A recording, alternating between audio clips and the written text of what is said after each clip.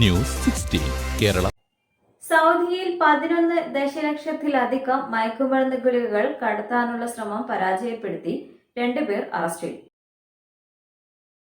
Saudi കിഴക്കൻ പ്രവിശ്യയായ ദമാമിലുള്ള King Abdul Azeez തുറമുഖത്ത് 11 ദശലക്ഷത്തിലധികം മയക്കുമരുന്ന് ഗുളികകൾ കടത്താനുള്ള ശ്രമം general directorate of narcotic control പരാജയപ്പെടുത്തി. വൻതോതിലുള്ള മയക്കുമരുന്ന് ശേഖരം സ്വീകരിക്കുന്നതിനിടെ ഒരു സൗദി പൗരനും ജോർദാൻ പ്രവാസിയുമാണ് അറസ്റ്റിലായത്. തുറമുഖത്തെത്തിയ ഭക്ഷ്യവസ്തുക്കളുടെ ഒരു ഷിപ്മെന്റിൽ ഒളിപ്പിച്ച നിലയിൽ 1,11,08,998 മയക്കുമരുന്ന് വിഭാഗത്തിൽപ്പെട്ട ആംഫെറ്റാമൈൻ ഗുളികകൾ കണ്ടെത്തിയതായി നാർക്കോട്ടിക് ഡയറക്ടറേറ്റ് അറിയിച്ചു. സക്കാത്ത്, നികുതി, കസ്റ്റംസ് അതോറിറ്റിയുമായി സഹകരിച്ച് നടത്തിയ സുരക്ഷാ പരിശോധനയിലാണ് മയക്കുമരുന്ന് കണ്ടെത്തിയത്.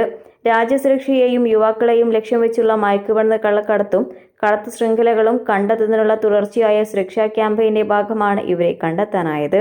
മയക്കുമരുന്ന് അടക്കമുള്ള കള്ളക്കടത്ത് സംബന്ധിച്ച് എന്തെങ്കിലും വിവരങ്ങൾ ലഭിക്കുന്ന മക്ക, റിയാദ്, കിഴക്കൻ പ്രവിശ്യ എന്നിവിടങ്ങളിലുള്ളവർ 911 എന്ന നമ്പറിലും സൗദിയിലെ മറ്റ് പ്രദേശങ്ങളിലുള്ളവർ 999 എന്ന നമ്പറിലും വിവരം നൽകണമെന്ന് സുരക്ഷാധികൃതർ സൗദി പൗരന്മാരോടും പ്രവാസികളോടും ആവശ്യപ്പെട്ടു.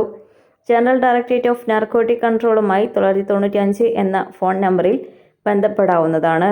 നൽകുന്ന വിവരങ്ങൾ പൂർണ്ണ രഹസ്യ സ്വഭാവത്തോടെ കൈകാര്യം ചെയ്യുമെന്നും പാരിതോഷികം നൽകുമെന്നും അധികൃതർ അറിയിച്ചു. News desk. പക്ഷമില്ല, വിവേചനമില്ല. നേരിനൊപ്പം, നാടിനൊപ്പം, നാട്ടുകാർക്കൊപ്പം. News 16 Kerala channel.